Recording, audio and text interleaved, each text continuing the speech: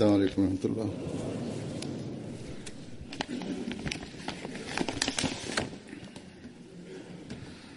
أشهد أن لا إله إلا الله وحده لا شريك له وأشهد أن محمدا عبده ورسوله أما بعد فأعوذ بالله من الشيطان الرجيم بسم الله الرحمن الرحيم الحمد لله رب العالمين الرحمن الرحيم مالك يوم الدين إياك نعبد وإياك نستعين اهدنا الصراط المستقيم صراط الذين أنعمت عليهم غير المغضوب عليهم ولا الضالين.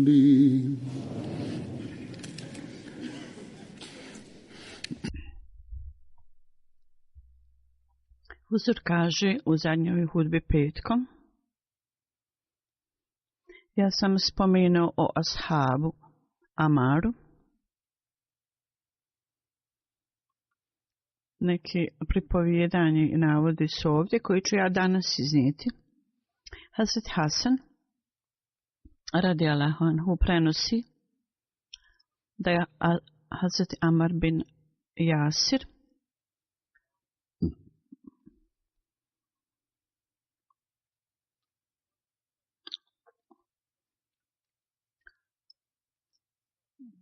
kojeg je su ostavili, da su ga ostavili do kraja svijeta, časni poslanik je rekao neće biti stavljen na vatru. Ljudi kažu da časni poslanik je rekli su Hazreti Hasanu, časni poslanik tebe voli. Hazreti Amar bin Jasir je rekao, oni su rekao Amaru da časni poslanik ga voli, rekao Allah zna najbolje, jel me on voli ili me samo ohrabruje. Da mi znamo njega ko u ljubavi je s jednom. Su pitali ko je taj Amar. On je rekao to je Amar bin Jasir. Je bio taj koji je časni poslanik stalno volio. Ljudi kažu u prilikom bitke u Safin, on je tamo bio ubijen, postao je šahid. Oni koji su pomagali Maviju, i Hazret Omer je rekao da mi smo ga ubili. U drugom navodu, u drugom hadisu je spomenuto da on rekao ja sam svjedok dvojici ljudi, da je časni poslanik sallam do svoje smrti volio ovo dvoje ljudi, to je Abdullah bin Mesud i Hazreti Amar bin Jasir.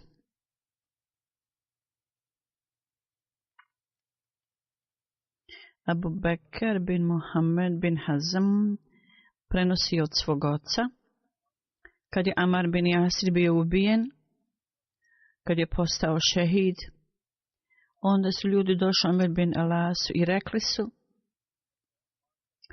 Amar je postao šehid i ja sam čuo časnog poslanika da kaže da će pobunjenička grupa izazvati njegovu smrt, ubiće ga.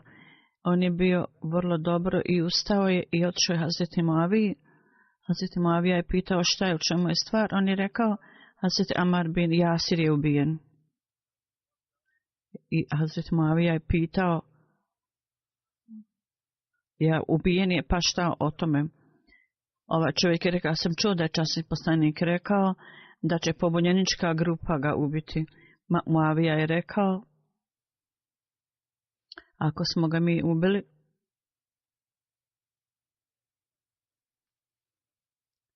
on je ubijen od strane Hazreti Ali njegovih ashaba, oni su zapravo izazvali njegovu smrt. On ga je doveo pod sjenu naše sablje. U svakom slučaju Amir bin Jasir, on je vrlo bio pobožan.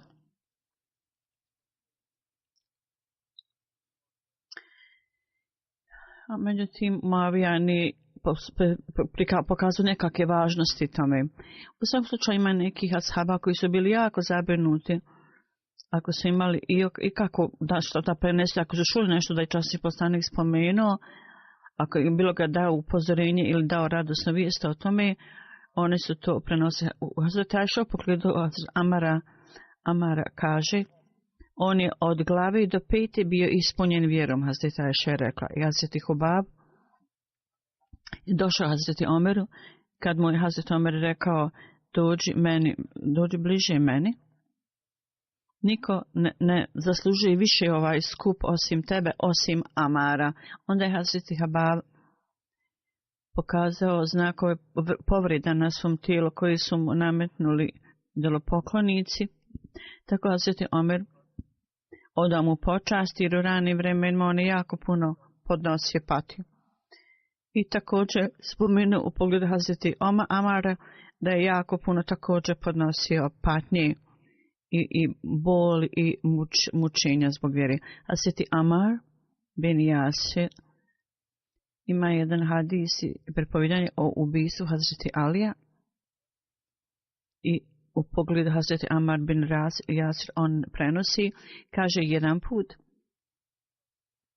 zato Šira ekspediciji ja sam bio u društvu Hazreti Alija, on je rekao na tom putu kada je časni poslanik se smjestio na jedno mjesto Benu Murlić. Mi smo vidjeli neke ljude iz ovog plemena, radili su svojim bašćama i Hazreti Ali mi je rekao, hajde da idemo i da vidimo šta je tamo, kako oni rade. Tako mi smo odšli vrlo blizu njima i gledali smo ih neko vrijeme i onda nas je obuzela san i Hazreti Ali smo se onda ja vratili i ležali smo na pijesku, na tlu i tako mi Allaha časni poslanik je došao i probudio nas i on je potisao naše noge, prodrmao. U to vrijeme časni poslanik je rekao Hazreti Aliju o Abu Turab zbog prašine koja je na njegovom tijelu bila, zato ga je tako nazvao i rekao, zar nećete da vam spomenem u pogledu dvoje ljudi koji su najgori među ljudima. Mi smo rekli da, naravno, molite, reci nam. On je rekao, jedan vrlo bijel čovjek i ljudi koji režu noge kamili i oni koji će te napasti i nastopiti tvoju bradu krvlju. Ebu Medžlis kaže, jedan put Hazreti Amar bin Jasir, on je vrlo brzo obavljao namaz, kratak namaz, i nekoga je pitao za razlog. Hazreti Amar je rekao, ja nisam napravio nikakvu ni najmanju razliku u svom namazu od časnog poslanika i detalji tog hadisa glasi da jedan put se odgovorilo tako da je Amar bin Jasir predvodio vrlo kratko namaz i mi smo bili iznenađeni. Hazreti Amar je rekao, zar ja nisam upotpunio svoje seđde i rukiju? Mi smo rekli jesi. On je rekao, ja sam molio u tim dijelima namaza onako kako je časni poslanik. A ta dova je, učio sam Allahumma bi ilmike gajba, bi kudretike alel halki vahijani.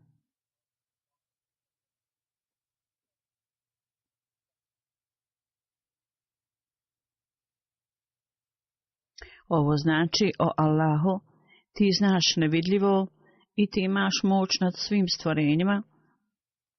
Učini me da živim sve toliko koliko znaš da je moj život dobar za mene i bolji. I učini da umrem kad je za mene bolja smrt. O moj Allahu, uvidljivo i nevidljivo, ja tražim od tebe oprost i ja želim moć da vidim istinite, stvar istinita. I također u imućnosti i bogatstvu da budem skroman i umeren i u pogledu sreće ja želim da gledam na tvoje lice i bilo šta što je bolno i mučno ja tražim tvoju zaštitu od svega toga. O Allahu, sa ljepotom vjere ti si nas ukrasio i učini nas uputu za ljude koji su upućeni uputom. Ovo je također u jednom hadisu da je Amar bin Jasir, kad je borio se, učio bi sure Jasin na govornici. I prenešeno je da je neko ogovarao Hazreti Omeru i on je saznao zato i tako je podigao ruke u dovi i rekao, ako je neko iznio protiv mene pogrešnu optužbu,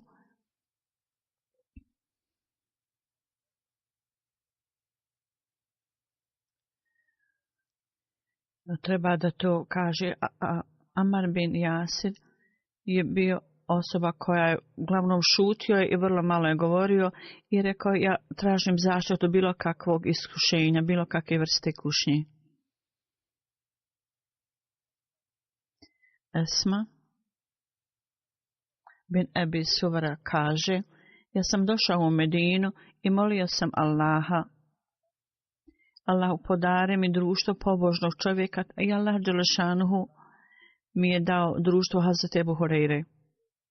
Hazreti Ebu Hureyre me pitao, ko su tvoji ljudi? I rekao je, ja pripadam Kufa zemlji, ja sam došao radi dobrote i znanja. Hazreti Ebu Hureyre je rekao, pitao ga zapravo,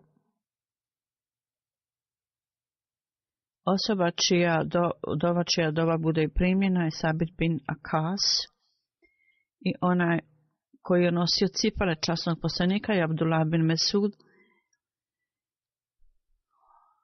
koji je znao tajne pobožnosti i o kojem je časni poslanik sallallahu alejhi ve sellem rekao ovu stvar, da Allah dželešanuhu mi je dao zaštitu od šejtana. I Kur'an, i znanje u Kur'anu i Inđilu, Hazret Salman Muđud nije bio prisutan. I kad su ovi ljudi tamo, zašto ti onda ne iskoristiš se od njihovog društva? Ne koristiš se. Muhammed bin Ali bin Hanefija prenosi da je Amar bin Jasir došao u društvo časnog poslanika. U to vrijeme se nije osjećao dobro i časni poslanik sallallahu alejhi ve sellem je pitao Hazreti Amara, nećete da vam kažem lik koji je mene poučio Hazreti Džebrail? Ja sam rekao, kaže, jeste, molim te, Božji poslaniče. Onda je časni poslanik sallallahu alejhi ve sellem poučio ga nečemu i kaže, ja sam započeo imenom Allahovim, bismillahirrahmanirrahim, i dao sam ovaj lijek ljudima i Allah i molio Allaha da Allah ukloni svaku bolest koja je kod vas, tako da ozdravite i budete sretni. I neko prenosi da je časni poslanik rekao, džennet za Hazreti Ali, Hazreti Salman i Bilal čeka na ove ljude. Džennet čeka ove ljude. Čeka na njih.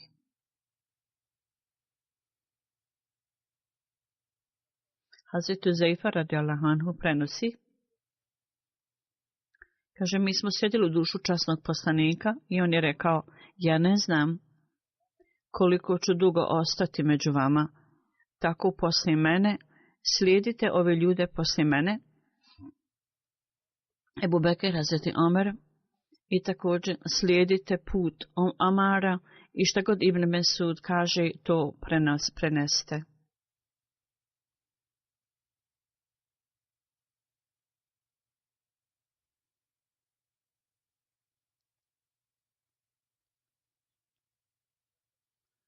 U pogledu Hazreti Amara spomenuto je prošle sedmice ja sam spomenuo da je on pao pod prevaru nevjernika i Hazreti Osman ga je poslao da istraži određene stvari. I ovi zlobnici su potakli ljude upisičujući ovu stvar Hazreti Kalifatul Mesih drugi kaže na jednom mjestu da nered koji je stvoren protiv Hazreti Osmana i protiv hilafeta i sve ove loše stvari koje su se dogodile, one su bili rezultat ovih stvari da ljudi nisu dobro bili obučeni. Dolaže vrlo rijetko u centar, bilo je manje znanja o časnom Koranu i ostalom, tako zato je savjetovao zajednicu u to vrijeme i rekao, ako možete izvući pouku iz ove situacije, zato stecite znanje o časnom Koranu i često kontaktirajte centar i stecite znanje o religiji, tako da svi vi, ako ima kakve kušnje ili teškog vremena za zajednicu, možete izvući uputu iz tih stvari, iz tog znanja. Tako da ovu stvar uvijek treba da zapamtimo. Svako ne može doći u centar, ili tako često. I odnos sa hilafetom ne može biti osnovan. Jedna stvar je tu da treba da steknete znanje o časnom Koranu.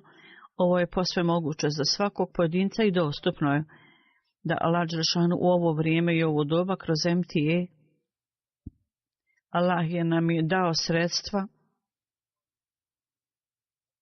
i uz pomoć tih sredstava, ako želimo, možemo steći religijsko znanje i naučiti sve ove stvari. Prijevod Kur'ana, hadis i također o knjigama obećanog Mesije i odnos sa hilafetom je tu i druge također pouke i lekcije. Dakle, u ovom pogledu mi i naši potomci treba da vežemo sebe za to i ovo je vrlo dobar način odgoja i za sve vrste teškoća i kušnji pomoći će nam da se zaštitimo i također će uvećati naše znanje. Zbog toga članovi džemata trebaju posvetiti vrlo veliku posebnu pažnju, jer Allah je omogućio ovo sredstvo kojem ti treba da se vežete za to. Hazret Ebu Lebaba, još jedan ashab je tu, bin Abdu Munzir, ja ću spomenuti o njemu neke izuse. Hazret Ebu Lebaba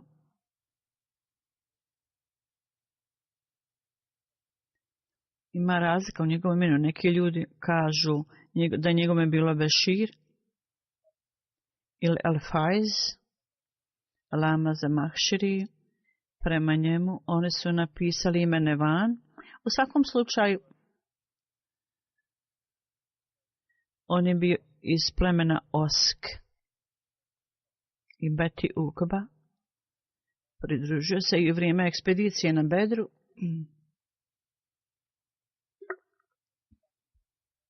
Kad su krenuli iz Medine, časni poslanik sallallahu alejhi ve sellem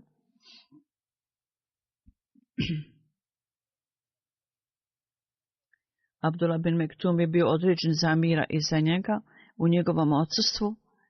Međutim, kad je on stigao na određenu tačku, što je oko 36 milja od Medine, onda razmišljajući o tome, misleći da Ibn Mektum je bio slijep, tako da ova stvar, da neprijatelji možda mogu doći i potrebno je da je on onda da ono odredi neko drugi, odredio Ebu Lebaba da iznađe zadnje informacije. On je određen za imama Medine i poslati natrag i naređeno ovom čovjeku da on samo predvodi namaz, a da poslovi administracije bude Hazret Ebu Lebaba obavlja.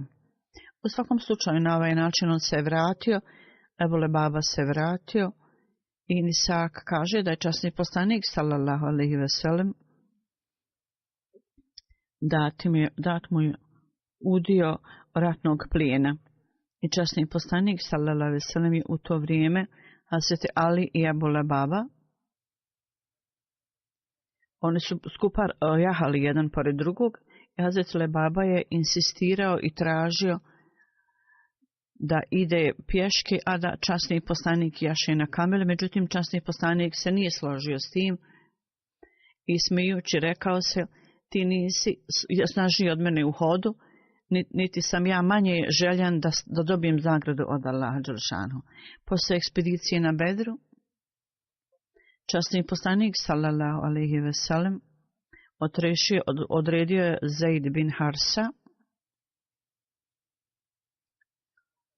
da odnese ove radosne vijesti u Medinu.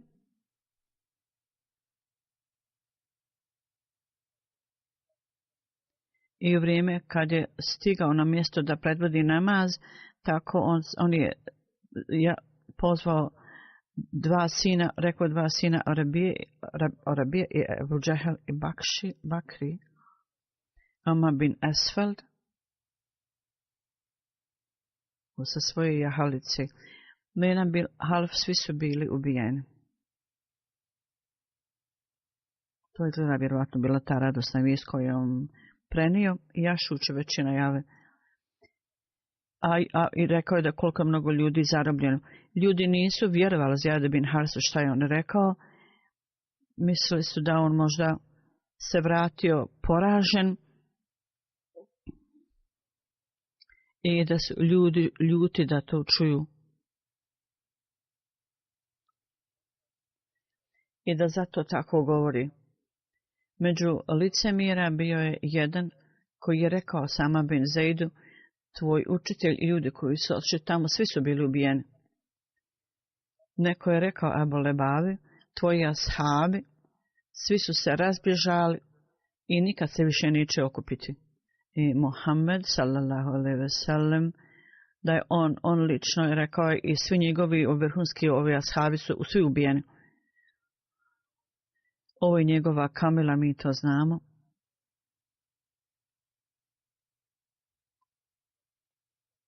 I ovaj protivnik je još rekao, Zaid ne zna o čemu on govori. I vratio se samo poražen. Hazreti Lebaba je rekao, Allah će pobiti sve što ti govoriš. Ti također rekao se da je Zaid vratio se poražen.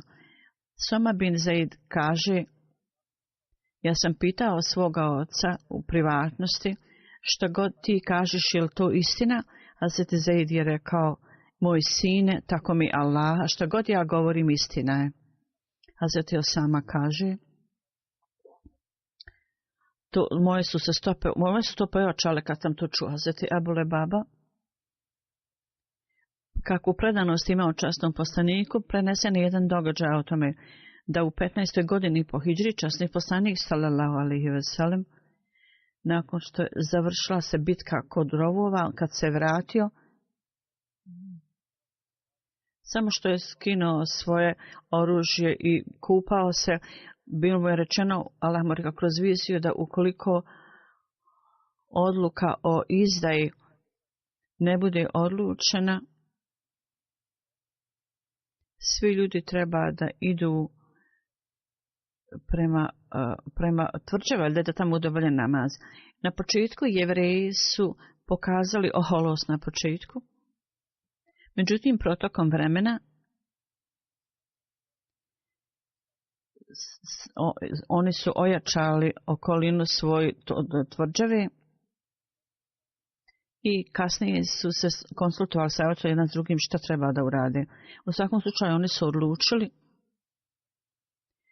takvi musliman koji u dodiru sa njima, koji oni mogu prevariti, u razgovoru treba da pozovemo takvu osobu u tvrđavu i da iznađemo istoga kakvo je mišljenje i namjera časnog poslanika u pogledu njih. Tako da možemo planirati šta možemo raditi u budućnosti. To su Jevreji tako razmišljali. Tako da su poslali predstavnika časnom poslaniku sallallahu alejhi ve sellem da Ebu Lebaba Munzir bude poslan u njihovu tvrđavu. I tako da oni su rekli da možemo da razgovarati stvari o njemu. Časni poslanik je odobrio Hadž Lebabu da ide tamo i on je sam otišao. I Benu Kurejza imali su plan da čim je Ebu Lebaba ušao u tvrđavu, sve jevrijske žene i djeca bi ga opkolili plačući, jecajući. Ebu Lebaba je bio jako impresioniran ovim i to je jako utjecalo na njega. I oni su rekli, zašto od Ebu Lebabe vidiš naše stanje? Ebu Lebaba je rekao, iziđite iz svoje tvrđave, i također je pokazao na svoje grlo da će časni poslanik narediti, to je značilo da se ubijete. U to vrijeme, on je sam pokazao grlo, u to vrijeme Ebu Lebaba je rekao, ja sam mislio da ovo kako sam ja pokazao na grlo je pogrešno i ja sam osjećao da drhtim, da sam pogrešno nešto rekao. I kad je došao u džamiju časnog poslanika, kad se vratio, očistio se o jedan stup džamije i rekao, ukoliko Allah ne primi moje pokajanje, ja ću sebe ovako očistiti. I Ebu Lebaba kaže, moj odlazak Ebu Kurezi i kako god su informacije došle časnog poslanika, on je rekao, časni poslanik je rekao, ostavite ga samo, Allah će odlučiti njegov slučaj. Ako meni dođe, ja ću mu oprostiti. Ako ne dođe meni i ako ode, pustite ga neka ode. Hazret Ebu Lebaba kaže, 15 dana ja sam bio u tom stanju i kaže, ja sam u snu vidio i ja sam zaista zapamtio taj san. Ja sam vidio u snu zapravo da smo opkolili Benu Kurejza pleme i iako kao da sam ja bio u smrdljivom blatu i nisam mogao izaći i skoro sam umro, međutim onda sam vidio kanal tekućom vodom i ja sam nastojao da tamo se okupam, dok ne očistim svoje tijelo i osjetio sam onda miris.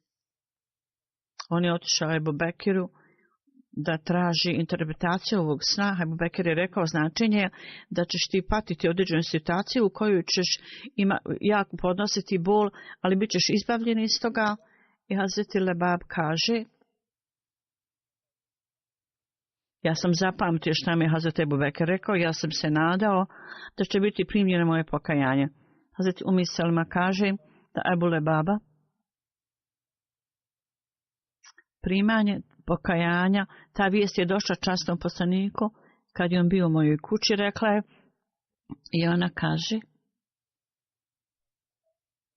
ja sam vidjela časnog poslanika da se smije, ja sam pitala ga, Allah te uvijek čuva nasmijanog, zašto se sada smiješ? Časni poslanik je rekao, Ebu Lebaba, pokajanje Ebu Lebabe je prihvaćeno, primljeno. Ja sam rekla, o Allahu, o Božji poslaniče, hoću li ih obavijestiti o tome? On je rekao, da, ako hoćeš da ih obavijestiš, možeš ih obavijestiti. Hazreti Umi Selma kaže, ja sam stajala na vratima, još nije bila naredba za pokrivanje, ja sam rekla, Ebu Lebaba, budi sretan, Allah dželešanu je primio tvoje pokajanje. I ljudi su mu došli trčeći. Međutim, on je rekao, ne.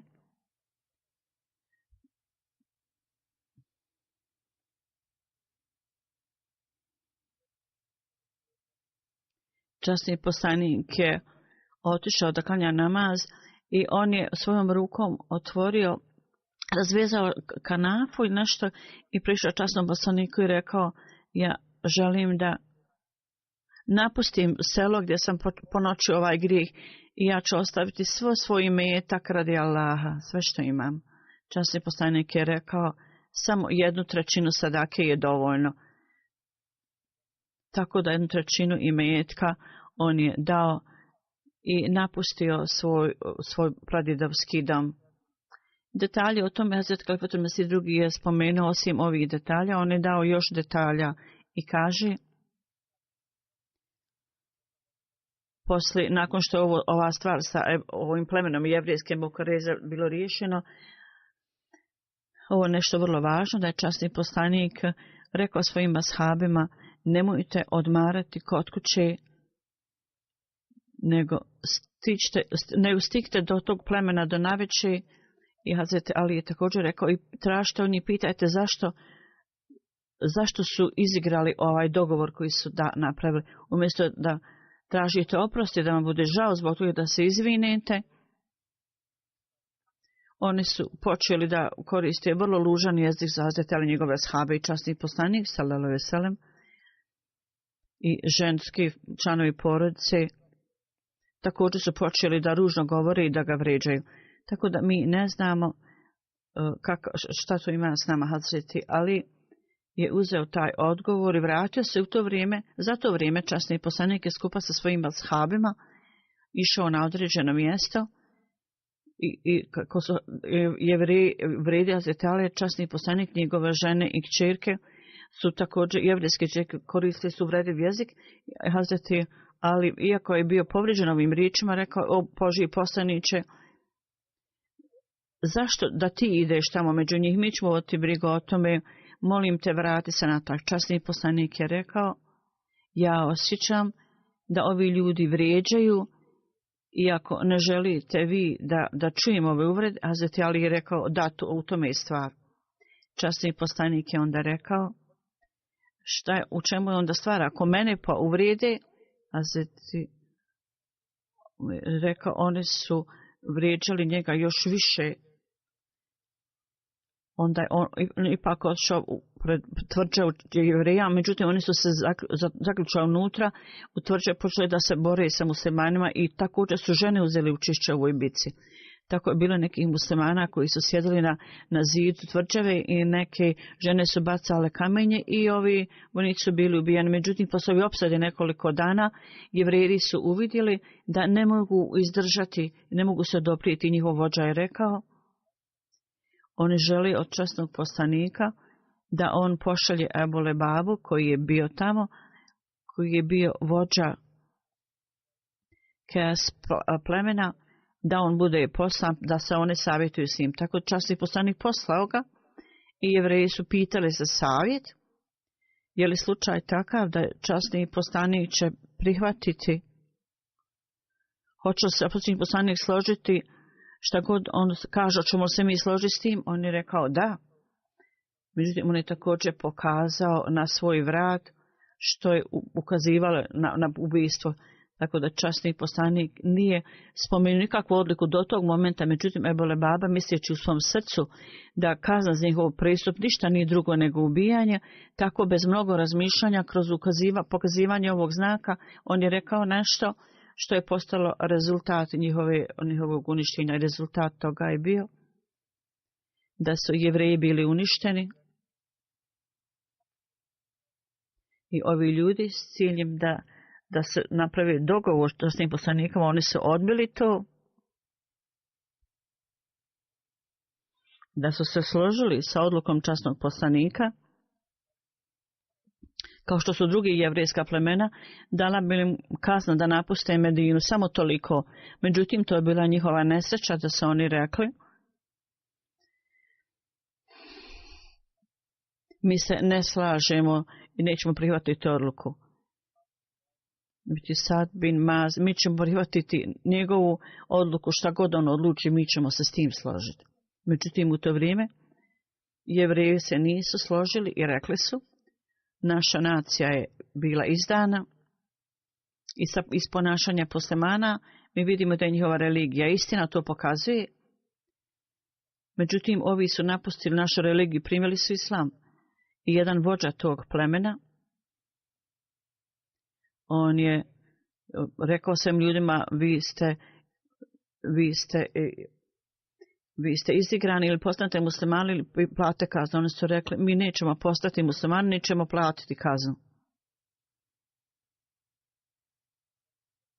I onda im je on rekao, ja nemam ništa s tim. Izišao je tvrđave i počeo je ići, hodati. Kad je došao izvan tvrđave, jedna grupa muslimana, Muhammed bin Muslim bio je njihov vođa, Oni su vidjeli, pitali su ko je on. On je rekao, ja sam ta osoba. Muhammed bin Muslima je rekao, Allah tahrimni.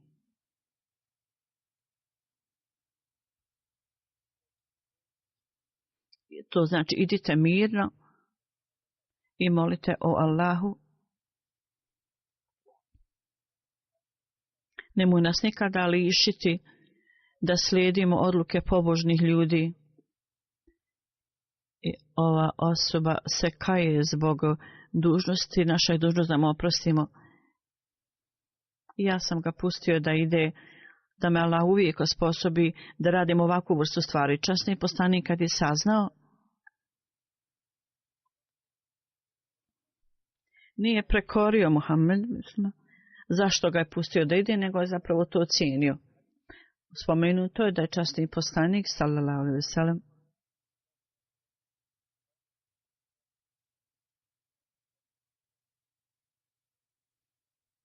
da je ta stvar automatski odbijena. Ovi ljudi su odgovorni za ono sve što su podnijeli, patili, i umjesto da uzmu, prihvate odluku od časnog poslanika, oni su traže odluku drugog plemena, vođe drugog plemena, poglavice. I u skladu s njihovim odlukom njima je tako odlučeno. U svakom slučaju, nema nikakve krivnje na časnog poslanika, niti na ashave, da su oni učinili nekakvu nepravdu. Lama ibn Esad piše, Gazba je kanika, gazba je savik.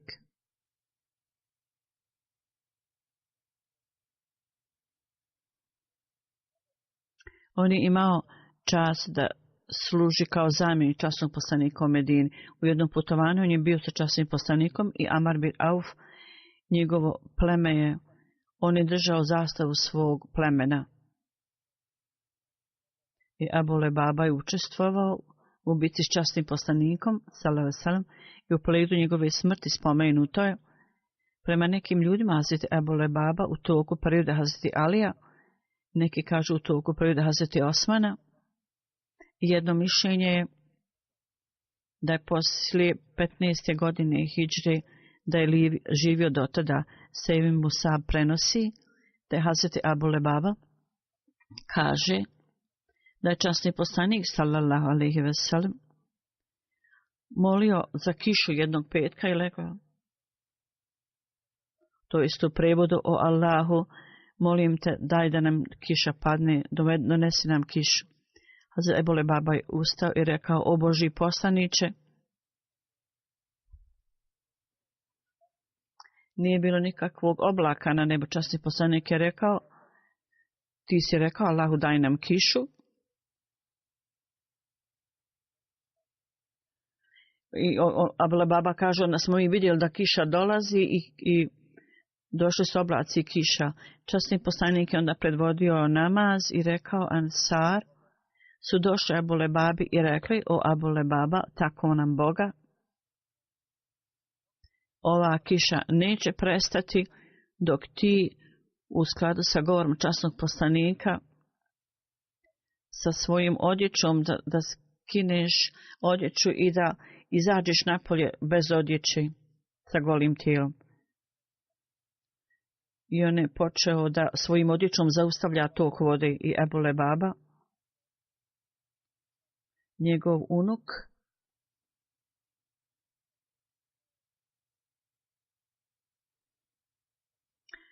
došao je časnom poslaniku s nekim hurmama.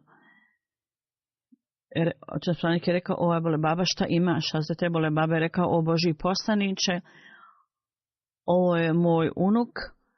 Ja nikad nisam vidio tako slabo novorođeno dijete. Časni poslanik je uzeo svoje krilo i stavio svoju ruku na njegovo čelo i molio Allah, i kao blagoslov tih dova, Abdurrahman kaže, on je onda odrastao, njegov unuk. Kad bi stajao među ljudima, bio je najviši među ljudima, i on se oženio kasnije kćerkom Fatimom. I tamo se brak bio sklopljen. Anas bin Malik kaže da je časni poslanik od svojih ashaba, bilo je dvoje ljudi Dvije kuće su bile daleko, Abu Lebabe jedna kuća, a druga Abu Džandžer. I njegova kuća je bila u Kubi. Drugi ashab je bio tamo. On je bio iz Benu Harsa plemena. I obojica su dolazili da klanjaju namazi za časnog poslanika, sallallahu alejhi ve sellem. Ovo su bili navodi o ashabima, da Allah dželešanhu uzvisi njihov položaj, da im uzvisuje se više i više. Poslije džume namaza huzur kaže: ja ću klanjati dženazu za dvoje, jedno je tijelo prisutno, jedno je odsutno. Moram kazi Šaban Ahmed, prvi je umrli, on je šehid, ubijen. On je iz Lahora, on je ubijen. Kazi Muhammed Suleiman sahib, Šaban sahib. On je imao 47 godina, 25. juna. Protivnici ušli su u njegovu kuću i pucali su u njega i on je ubijen bio. I te noći je bilo dvoje ljudi sa maskama na licu. Kazi Sahib i njegova žena su bili u jednoj sobi, a kćerke su mu bile u drugoj. I žena mu je bila u kupatilu i kad je izišla, ova dva maskirana lica, maskirane osobe su došli tamo. Jedan je upravo pištolj u njegovu ženu i odvoje u narednu sobu gdje su njihove kćerke bile tamo, a druga osoba je bio u sobi sa Fajserom i 3 puta pucao u njega i on je na mjestu umro i postao šehid. 2001. godine Muhammed Iqbal sahib je dao zavjet bajata i Kahi sahib iz Musrabat Kašmir. Napisano, Indishter Kanunin je preselio u Lahor i onda u gradu Lahor borave neko vrijeme. Kazi Šaban sahib, on je vodio školu za invalid djecu i bio stanovan u drugom spratu. I na nižem spratu neka je bile pravilo se gradnja. I ovi ljudi su se tamo sakrili i onda su došli i napali. I ovaj naš šehid bio je čovjek veliki vrlina poslije davanja zavajata, bio je vrlo predan i pobožan čovjek. Imao je ogromnu ljubav prema halifatu. I on je napravio antenu da gleda MTA i držao cijelu svoju familiju da gledaju to. I u franskim srštovanju je bio vrlo istaknut i bio je sekretar i pomagao je u upravi džemata. I ispravljao bi antene bez ikakve plate, besplatno. Kad je njegov rođak neki se ženio, Kazi Sahib, njegova žena i djeca koji tamo žive i drugi članovi porodice suprotstavili su se prema njima zato što su prihvatili Ahmedijet. I neko je došao i on je rekao mu: ti si postao Mirzai u tog vremena. On je gledao na u antenu i počeo da lomi antenu. Kazib samo je rekao: zaustavi to, on je koristio vrlo prljav jezik. Poslije, nakon što je ovaj zet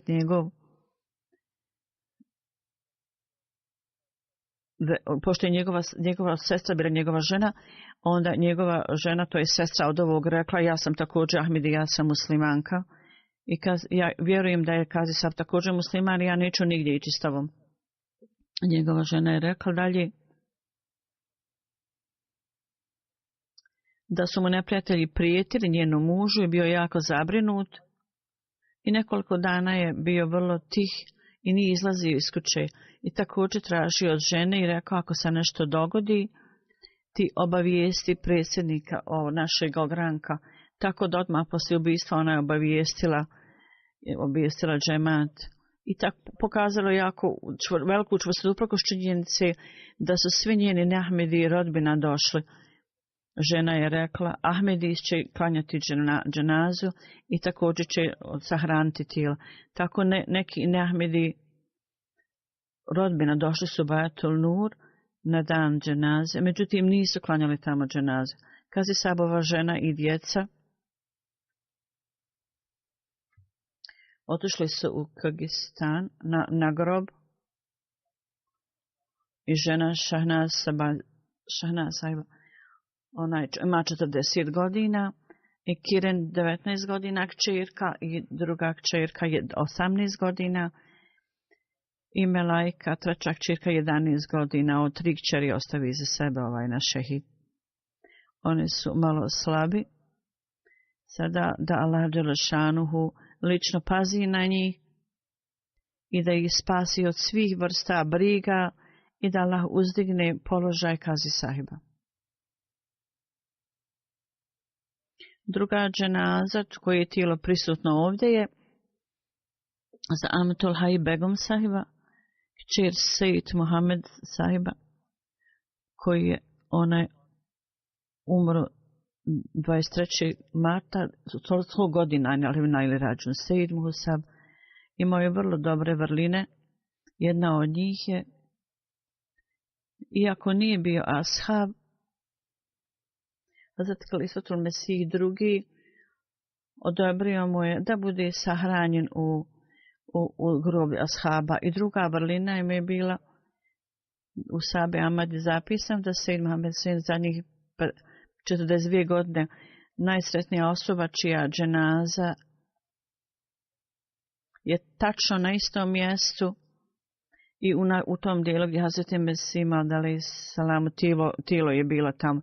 Šiša Iglburi Irfani je stajao na svom stolcu i posvjedočio velikim glasom na poletkom Nikeaha Amatul Sahibe, iako je Khalifatul Mesih drugi je po želji na njegov, oni su tražili, on je postao svjedok i on je najavio nikah i rekao, ja najavljujem nikah kćerke Šehir Sahiba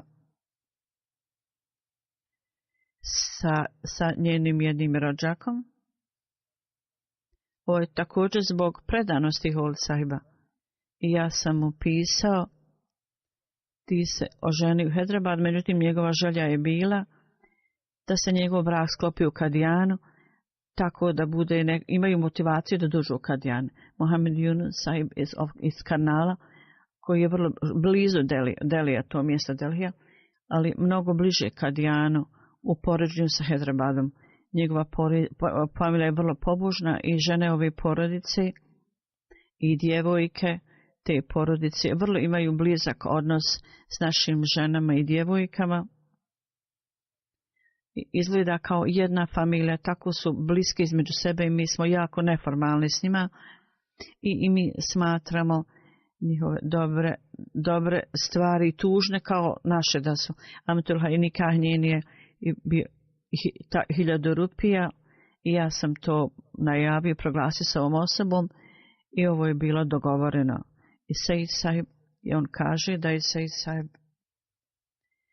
odredio je mene za svjedok. Amatul Hai Sahiba je bila vrlo redovna u namazu i od ibadeta je vrlo vezana za halifat i vrlo predana i dolazila je u huzuru, dolazila je ovdje i uvijek pokazala veliku ljubav i naklonost. Vrlo pobožna žena i musi, imala je 2 ćerke i 2 sina iza sebe i mnogo unuka iza sebe ostavila. Muhammed Idris Sahib Vedrabadi bio je otac, majka ove osobe. Musaver Sahib je njen unuk koji radi u Hudam Ahmadija, da Allah Đelešanuhu uzdigne položaj njihov i također da učini da njihova potomci imaju blizak odnos sa